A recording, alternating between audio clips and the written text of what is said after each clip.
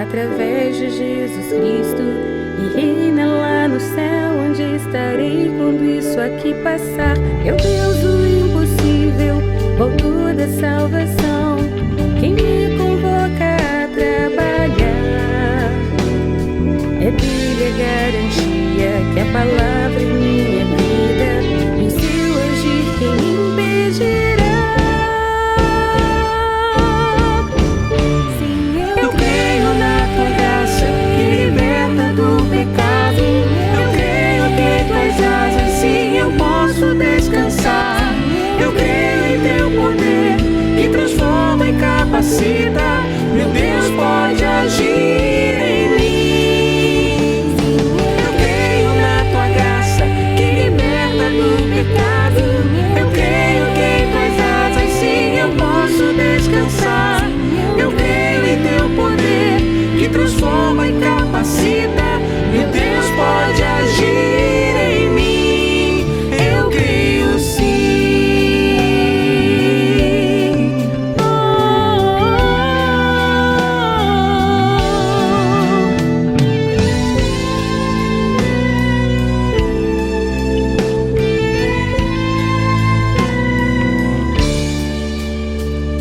O Deus que perguntou a quem enviarei é o mesmo a quem eu disse: eis-me aqui, eis-me aqui. É quem me fez herdeiro através de Jesus Cristo, e reina lá no céu, onde estarei quando isso aqui passar. É o Deus do impossível, o autor da salvação, quem me convoca a trabalhar. É dele a garantia que a palavra em minha vida, e o seu agir quem impedirá? Sim, eu creio na tua graça que liberta do pecado.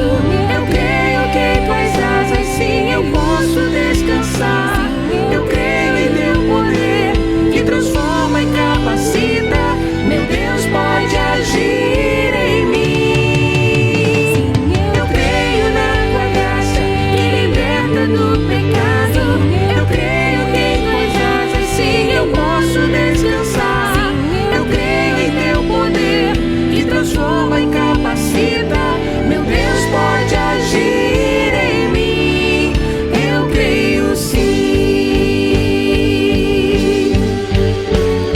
Declaro viver para a glória de Deus, entregar minha vida a serviço da cruz e anunciar que só em Jesus encontramos salvação. Declaro viver para a glória de Deus, entregar minha vida a serviço da cruz e anunciar que só em Jesus encontramos salvação. Eu creio na tua graça que liberta do pecado. Sim, eu creio na tua graça que liberta do pecado. Eu creio que em tuas asas, sim, eu posso descansar. Eu creio em teu poder que transforma e capacita. Meu Deus pode agir em mim. Eu creio sim. Eu creio sim.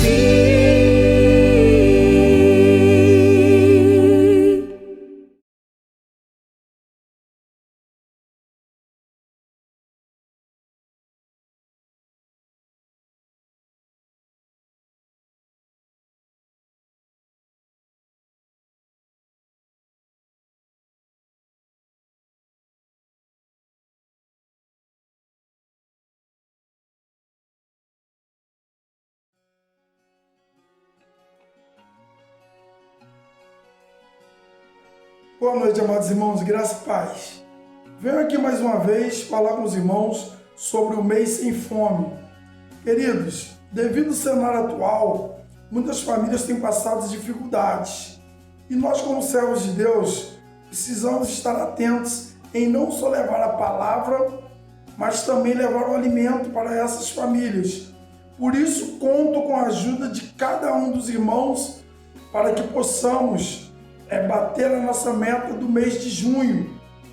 Já foi colocado nos grupos a lista daqueles alimentos que nós ainda estamos precisando e tem muitos alimentos que ainda pode ser assinado pelos irmãos. Lembro ainda que no sábado estaremos dando plantão na igreja das 9 da manhã ao meio-dia para estarmos recolhendo esses alimentos. E aqueles irmãos que tiverem alguma dificuldade, é só entrar em contato conosco que nós iremos até a casa de cada um para estar recolhendo esses alimentos. Desde já eu agradeço a ajuda de todos e quero deixar para os irmãos uma meditação que está lá em Provérbios 19:17, que diz assim: quem trata bem os pobres empresta ao Senhor e Ele o recompensará. Deus possa estar abençoando grandemente a vida de cada um dos irmãos, aqueles que têm nos ajudado direta ou indiretamente, aqueles irmãos que têm orado por esse ministério.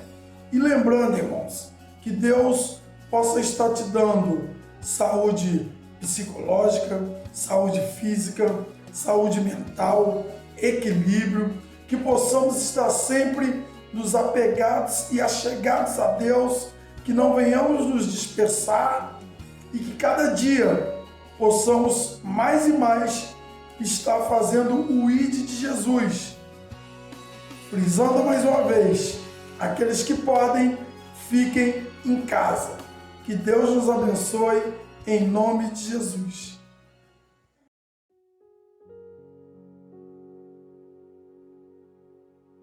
Olá, amados irmãos, nossa boa noite, e que a graça e a paz de Cristo Jesus possa estar contigo na sua vida. E mais uma vez estamos aqui pela graça e a misericórdia do Senhor, retornando a este momento, ainda via internet, de acordo com o decreto aí lançado pelo nosso prefeito na cidade de Nova Iguaçu. Estaremos então postergando aí essa quarentena até 30 de junho. Há alguma discussão em relação ao que se pode abrir, o que não se pode abrir. É importante lembrar que a lei, num decreto, ele está proibindo as igrejas de funcionarem.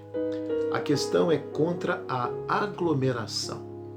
Então vamos pensar numa coisa. A igreja, ela é um grupo de pessoas. Obviamente, por maior que sejam as restrições que nós vamos querer lançar mão para tomarmos cuidado, mas iremos fazer algum tipo de aglomeração.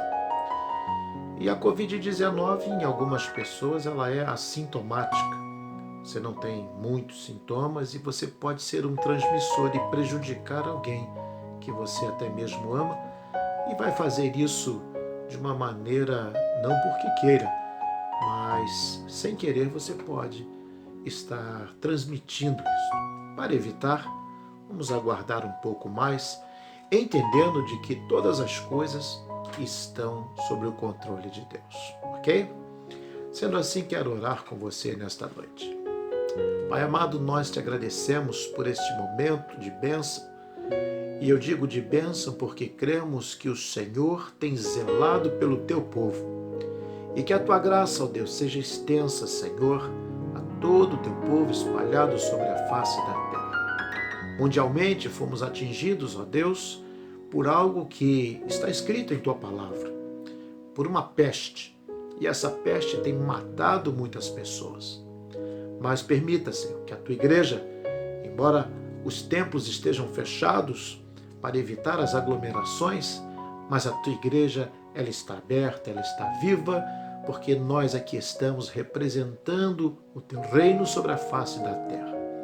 E sabemos, ó Pai, que nós, reunidos no nome do Senhor Jesus, somos igreja. Por isso nós te louvamos e queremos rogar, ó Deus, porque muitas oportunidades têm surgido através de tantas dificuldades. Então, queremos aproveitar estas oportunidades de chegar na casa das pessoas, de pregar a palavra, de levar o pão para quem tem fome, roupa para quem está nu, visitando assim, ó Deus, na medida do possível, aqueles a quem nós possamos alcançar com a Tua palavra. E assim, ó Deus, que a Tua palavra será lida e que os nossos corações estejam preparados para entender, para que então possamos cumprir e praticar a Tua palavra. Te agradeço por tudo, por aqueles nossos irmãos que já no início deste mês de junho completaram mais um ano de vida, e rogo que então a Tua paz esteja sobre todos, em o nome do nosso eterno e Salvador Jesus Cristo. Amém, Jesus. Quero então, amados irmãos, compartilhar aqui Atos capítulo 15, quando estamos aí estudando a lição 10, e fala sobre a resistência às heresias. E capítulo 15, a partir do primeiro versículo, vem nos falando sobre a controvérsia, sobre a circuncisão dos gentios. Que assim diz: alguns indivíduos que desceram da Judéia ensinavam aos irmãos: se não vos circuncidardes, segundo o costume de Moisés, não podeis ser salvos. Tendo havido da parte de Paulo e Barnabé contenda e não pequena discussão com eles, resolveram que esses dois e alguns outros dentre eles subissem a Jerusalém, aos apóstolos e presbíteros, com respeito a esta questão. Enviados, pois, e até certo ponto acompanhados pela igreja, atravessaram as províncias da Fenícia e Samaria e, narrando a conversão dos gentios, causaram grande alegria a todos os irmãos. Tendo eles chegado a Jerusalém, foram bem recebidos pela igreja, pelos apóstolos e pelos presbíteros, e relataram tudo o que Deus fizera com eles. Insurgiram-se, entretanto, alguns da seita dos fariseus que haviam crido, dizendo: é necessário circuncidá-los e determinar-lhes que observem a lei de Moisés. Estamos então diante de um fato que no Antigo Testamento era uma prática, Deus havia atribuído isto para que Moisés colocasse diante do povo, que todo menino fosse circuncidado. Essa era uma prática que era feita apenas com os meninos. As meninas não era necessário este ato, de circuncidar. Bom, muitos já sabem, mas para aquele que ainda não sabe, a circuncisão nada mais era do que uma mini cirurgia, para que você entenda mais fácil. Quando a pele do órgão genital do menino ela era cortada, para que você entenda melhor, como se fosse semelhante a uma cirurgia de fimose. Você já deve ter ouvido falar nisso. E assim, todo menino ele era levado diante dos sacerdotes em Israel e ali era executada essa prática. Essa era a marca de todo aquele que realmente pertenceria ao povo de Israel. E, dado certo momento, isso cabia apenas ao povo de Israel. E este hábito veio com o tempo. Chegamos então no Novo Testamento. Logicamente, a igreja que estava ali em Jerusalém, Antioquia, elas foram impactadas justamente com essas questões. Porque sabemos que naquele tempo ainda era muito evidente o nome de Moisés, por ter sido líder do povo de Israel, ter realmente deixado um marco muito influenciador e muito positivo. Porém, o povo estava justamente ali dependente desta lei dada por Deus através de Moisés. O que não se entendia era quanto à questão justamente de outras pessoas, de outros povos, que eu quis dizer isso, pudessem ter também o direito, não só da circuncisão, mas da salvação. E foi a partir de Paulo, né, e Barnabé, juntando-se ali a Paulo, Silas também, que começou então vamos dizer, como disse aqui o subtítulo aqui, a controvérsia. Por um lado tínhamos ali os fariseus, nós já estudamos sobre os fariseus, muito conhecidos por levar ali a lei ao pé da letra, tudo que era lei eles levavam ao pé da letra e logicamente era vamos dizer assim, um grupo de pessoas muito conhecido, principalmente porque pagavam os dízimos de tudo, só não eram sinceras, não eram verdadeiras. Faziam isso para dominar, para se aparecer, e foi por isso que Jesus rejeitou a eles a religião que eles exerciam. Por isso era considerado seita. Seita está atrelado a heresias. Heresias são justamente coisas que não conferem com a verdade espiritual da palavra de Deus. São as coisas que contradizem a verdade do Senhor. Então não é verdade. Heresia é aquilo que não é verdade, mas é pregado. Os fariseus faziam muita heresia. Eles pregavam dentro da lei, guardavam e faziam questão de guardar a lei, julgavam aos que não guardavam. Por exemplo, aqui estamos diante da controvérsia da circuncisão, mas vimos ali então, a partir de Paulo, quando ele começa a ter uma outra visão, logicamente, ele mesmo que passou por um processo de conversão com o Senhor Jesus Cristo e que passou ali a deixar a sua ortodoxia judaica, né? Ele era um judeu ortodoxo, era muito religioso, fazia como os fariseus, era um fariseu, porém, quando ele conheceu a Jesus, toda, vamos dizer, eu posso chamar de arrogância religiosa, caiu por terra. Louvado seja Deus. Então não sejamos religiosos arrogantes, porque precisamos prestar atenção no momento em que as coisas sofrem mudanças. Então, a partir de Jesus Cristo, é onde começamos o Novo Testamento, não há mais essa necessidade de circuncisão. Para muitos judeus que ainda não creram em Jesus, eles continuam exercendo. Sabemos que Jesus já veio, morreu, ressuscitou, voltou para o Pai e voltará para buscar a sua igreja. Mas, então, pastor, como ficou a questão dessa controvérsia? Porque houve discussão ali entre os apóstolos, entre os discípulos. Paulo e Barnabé tiveram contenda sobre essa coisa. E aí chegando, vamos então aos apóstolos, vamos lá para Jerusalém, vamos reunir todos os presbíteros ali. Vamos então levar essa questão, como vai ser? E, logicamente, você vai perceber ao decorrer, vimos ali o parecer de Tiago, depois a decisão que foi resolvida entre eles, já reunidos, que foi enviado para Antioquia, e você vê lá no versículo 29, que vos abstenhais das coisas sacrificadas a ídolos, bem como do sangue, da carne, de animais sufocados e das relações sexuais ilícitas. Destas coisas farei bem se vos guardardes. Saúde! Era uma forma de desejar algo bom para as pessoas ali, os irmãos em Cristo.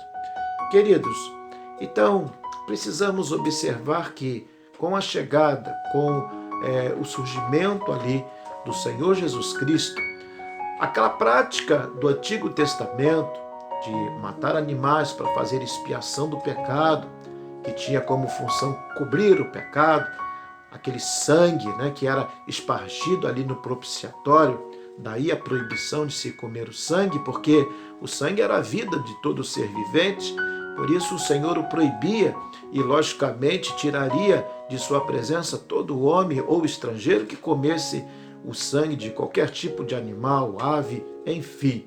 Porque o sangue é que era justamente ali o sinal, o símbolo para o sacrifício, representando a vida.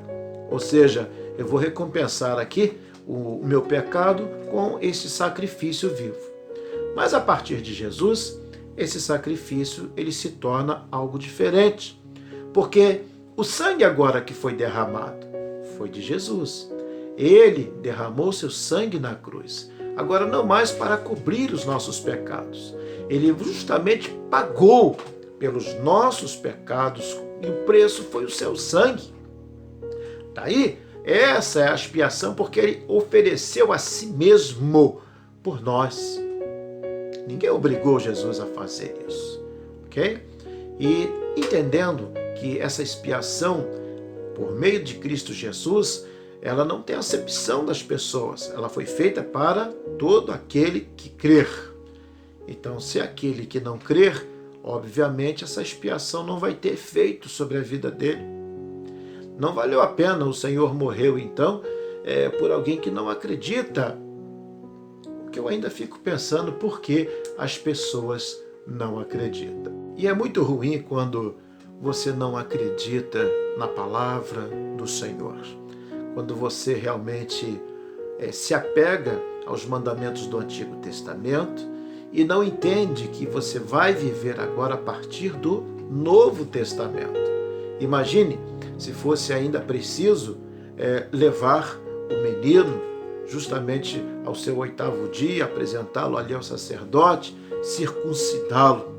Porque isso foi o que Deus havia determinado a Abraão também. Todo menino, ao seu 8º dia, ele deve ser apresentado, circuncidado. Imagina se isso tivesse que acontecer hoje. Então, estas atitudes, essas ações requeridas de Deus, por Deus, digo, para o povo de Israel, é para que houvesse realmente ali podemos dizer assim, um alistamento. Um alistamento é como todos os jovens, chega a 18 anos, tem que se alistar para servir o quartel. É mais ou menos baseado nisso, para que você pudesse realmente poder dizer que você era um israelita. Estava ali entre os judeus que realmente estavam convertidos e criam no Senhor. E hoje, como que se faz isso? A circuncisão, então, ela é de uma forma ou de outra mudada. Ela não é mais esta questão de apresentar o ato cirúrgico ali para que eu possa estar marcado. Mas a maior marca foi justamente o que Paulo começa a contar, como acontecia com os gentios. Por que gentios? Porque não pertenciam a Israel. Então, essas pessoas elas passaram a ouvir também o Evangelho e passaram também a se converter. Deixa eu te lembrar uma coisa. A igreja em Jerusalém ela tinha um grande problema no seu início. Os apóstolos ali reunidos, eles tinham uma visão fechada, porque entendiam que era só os que pertenciam à igreja que poderiam ter a salvação. Fizeram igual os fariseus. Não, tem que circuncidar esses gentios aí, porque senão eles não vão ser salvos. Aí começa o problema. A controvérsia está colocada. Então é o ato, então não depende do que aquelas pessoas sentem. E o arrependimento entra onde?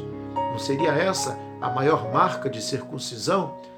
O arrependimento, a conversão, e a partir daí buscar realmente desenvolver os novos hábitos como crentes em Cristo Jesus, e aí dar um bom testemunho do Evangelho, da graça de Deus. Não seria essa a melhor marca? É isso que os apóstolos ali entraram em conflitos. Vinha a lei de Moisés, algo bem antigo, e aí chega ali um novo estilo de pregação através de Paulo. Nós vamos ver, por exemplo, que a igreja, quando Pedro batizou Cornélio, que contenda. Pedro teve que se explicar como é que tudo aconteceu, como é que ele foi arrebatado. Quando ele chegou lá, Cornélio já estava com seu coração preparado, porque o Espírito Santo já tinha usado Cornélio, meu pai. Depois que ele conseguiu explicar tudo isso, é que se houve o entendimento. Então, deu Deus, até mesmo para os gentios, o arrependimento. Então, a igreja ela passou realmente a abrir as suas portas também para aqueles que não haviam ser circuncidados. Entenderam que a maior circuncisão seria justamente ali o arrependimento, a conversão. Essa é a maior marca que o ser humano ele vai carregar dentro de si. Acabou-se aquele ato. Agora é um outro ato. É um ato que parte de dentro para fora e não de fora para dentro. Essa foi a mudança. Então não há mais a necessidade de circuncidar.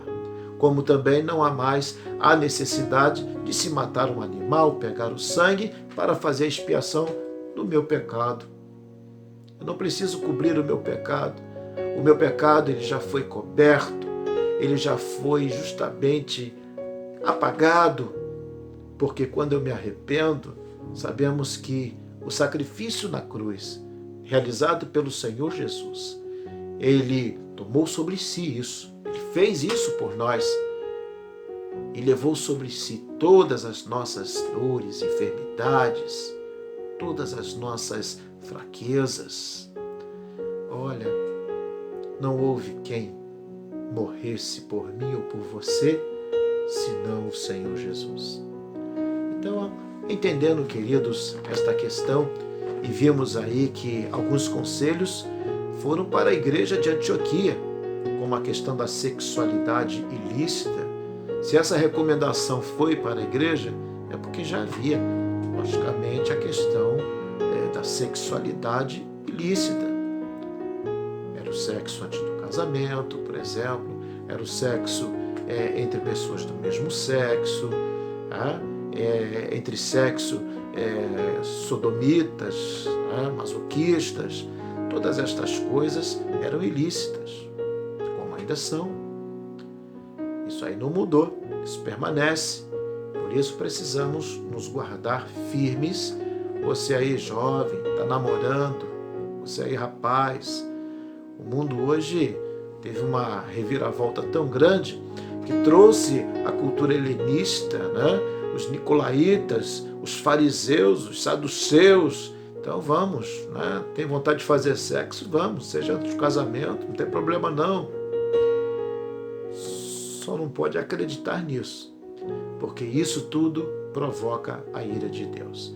E aí quando o Senhor manda uma peste para castigar o povo, como está lá em Isaías 26, versículo 20 e 21, primeiro ele manda que seu povo se recolha em casa e aguarde por um momento, porque o Senhor trará o juízo sobre aqueles rebeldes, desobedientes, aqueles que são não tem nada a ver, vamos fazer que é legal, é uma boa, e aí paga o preço.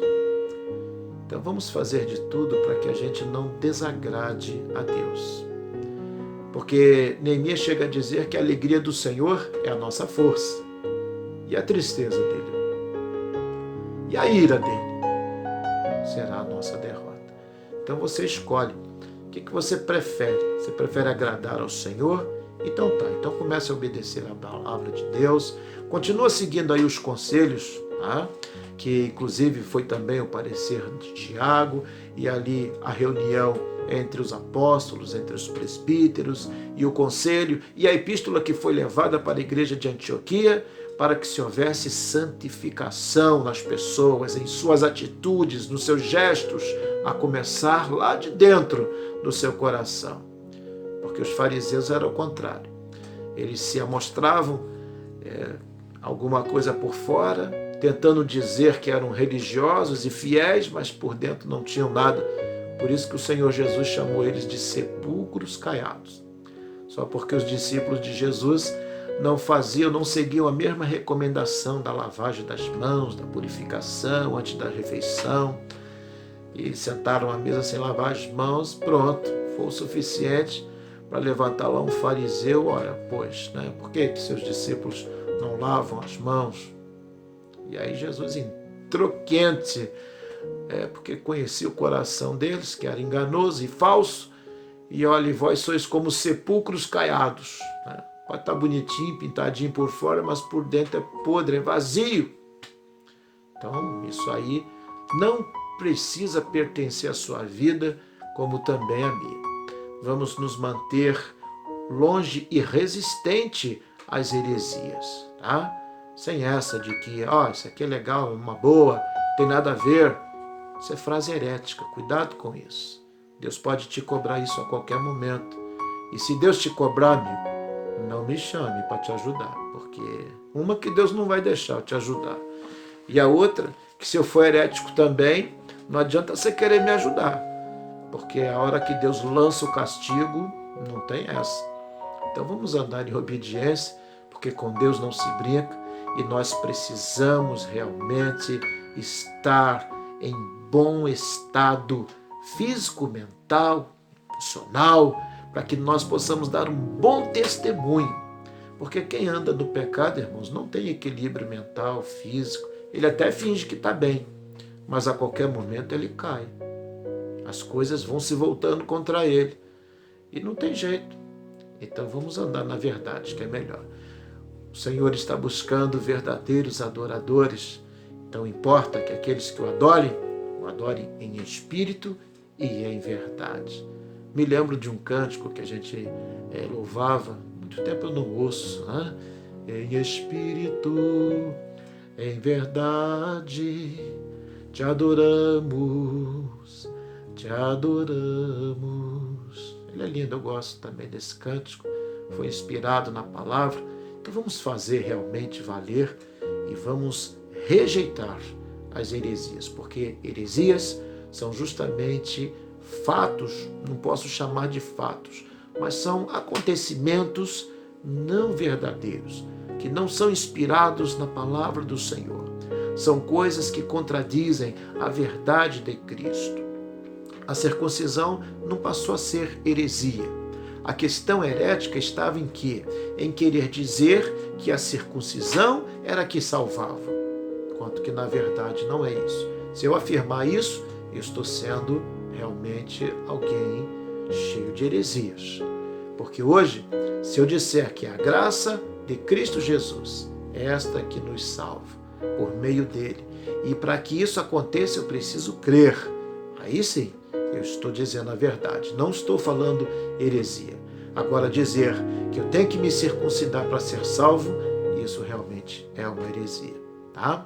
É o que está na lição 10, é o que eu entendi, estou passando para você, e aquilo que eu não pude hoje doutrinariamente dizer a você, mas que o Espírito Santo possa completar na sua vida e que você seja realmente humilde, sincero e fique longe das heresias.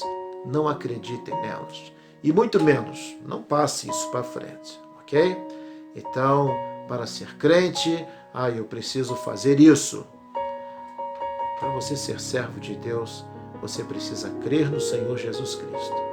Como disse Paulo, quando estava preso lá em Filipos, Paulo e Silas, e o carcereiro perguntou: o que hei de fazer para me salvar?